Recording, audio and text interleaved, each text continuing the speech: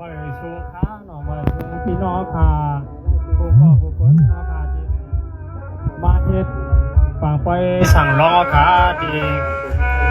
จังไหนในก็เฮาคาเลยมาฮอดบอกกำนึงในปีนั้นยิน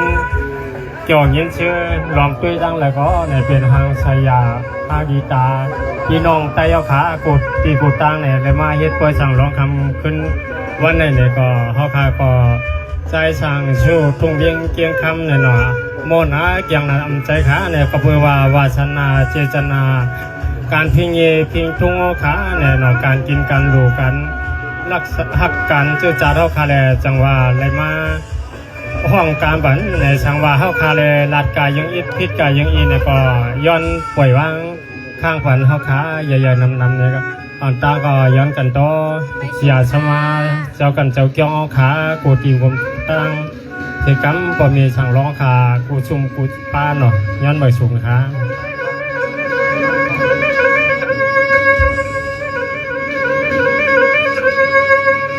สว่าง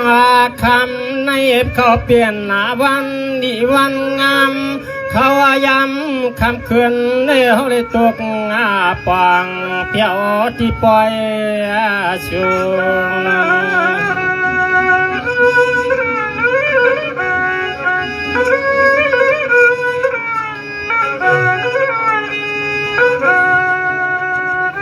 อันคำขึ้นในเฮาก็จมว่าจม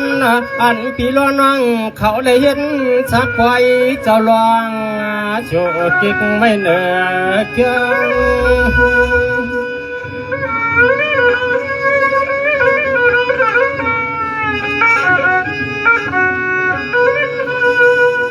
สาวปีลานนาเกี่ยวในกานา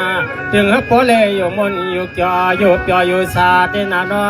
ถึงฮับปอเลยมีเขาเงินอยู่เครื่องน้ำลินนาไทย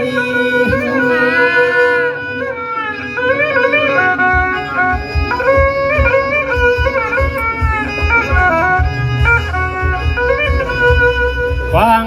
ตัวเลี้ยวในอันปีลอน้องไตก็มาสั่งเศร้าทุ่งเมืองจึงไทยก็อำจะรำมาปล่อยกันเพียงเพียงทุ่งเลี้ยวจงขึ้นห้องยากันรำคำใน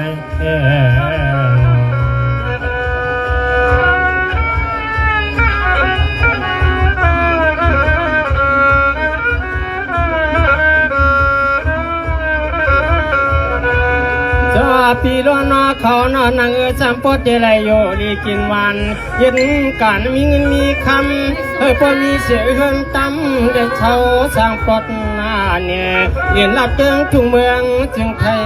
อยู่กับจึงไม่ใจ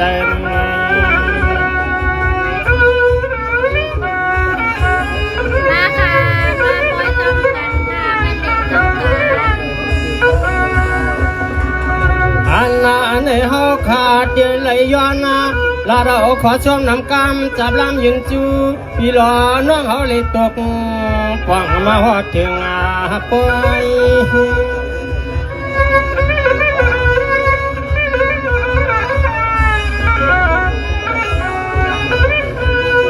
ฟังตัวเลี้ยวเนื้ออันพี่หล่อน้องเขาหันมาเก็บปอยเก็บลำก็ต้องไปฟังเมื่อคืนในเอาก็ยังผัดยันยอเปิดต้องทำกรรมพิคือชุมหอคำ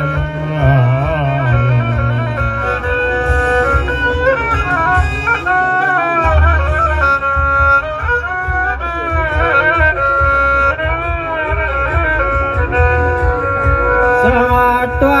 ตอนเขาขยันหรือว่างาเสียง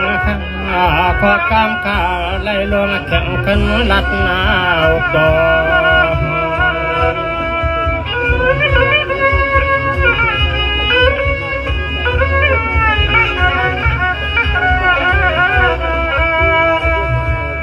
จังขมันเนี่ยขึ้นในเฮาก็จมเลยอยู่มวนสอบยออันพี่ล้อน้องเห็นช่างปางปอย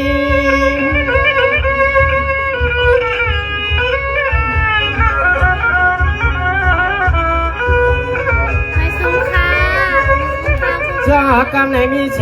ใจสั่งชั่วอยู่เฉเกียงอารมณ์ลืมป่าพังหัดเขียวปล่อยเฮาก็เตะเลยขึ้นหัดกรรมขานวักใครสั่งเจอมีตีมในก็ต้องอาพร้อม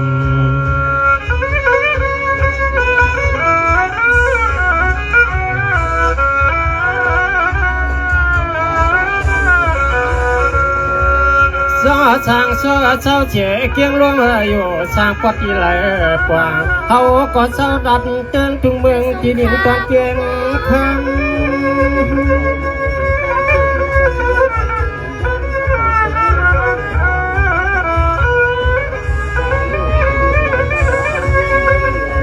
sao ta sang sơ na tiền kiêng luôn kiêng khăm có mà nằm cày nó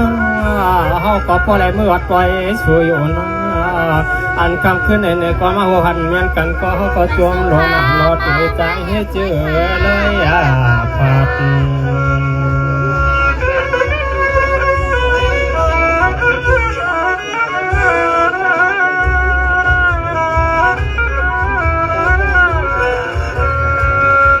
อันนี้หาขย้อนต้องถามใจสั่งเชื่อเลยยันผัดวันตึงทุ่งเมื่อปีสู่สร้างหวังอยู่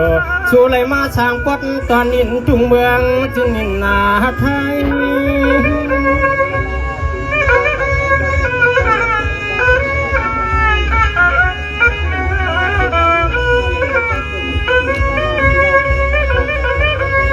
เสื้อชัวสั่งเปียมาเชียร์ลายปีลายเรือนมาอยู่เมืองไทยเห็นเจอแล้วพอได้กายานผ่านทุ่งเมืองปีอันไหนก็เขากายานก็ถามพอกำมาต่อ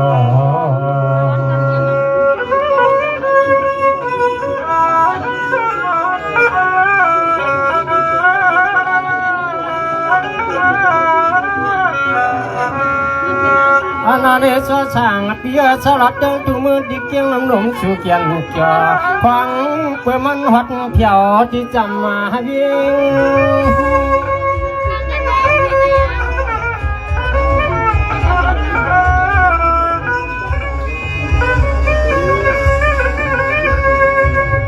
เพียนลงหลังเชื่อปเลยยานเสียเมืองเฮาอยากมาคานเพียงอันสุดต่อมาปีปนำไทยต้องสู่ปากขึ้นวัดเมืองสู่อยู่สร้างเพราะว่าวันนั้นก็ถึงเหอพอเลยขึ้นมือวัดเมืองสู่อยู่สร้างถึงเหอพอเลยอันมนเสื้อเปีย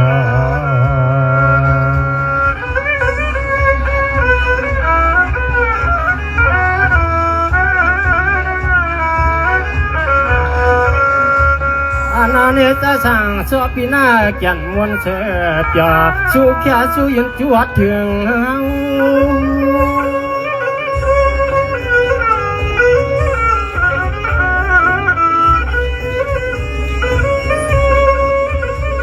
่องกันในหากว่าดำพวกขนานกันกามันนำกายยาวๆนะหากว่าเตะได้ย้อนดึกกึศยังก่อนนะเตะได้ย้อนได้กินเขากำน้ำนองใจก่อนนากันว่าปล่อยนากันนาคาเตะได้คือน้องขันตัดจั่วต่อเตะได้คือน้องขันแข็งก้อยต่อใบสูงท้าพี่น้องค่ะกูก็กูควรจังว่าห้องกายยังอีพิษกายยังอีนะก็ย้อนปล่อยว่างใหญ่ๆน้ำลำสิ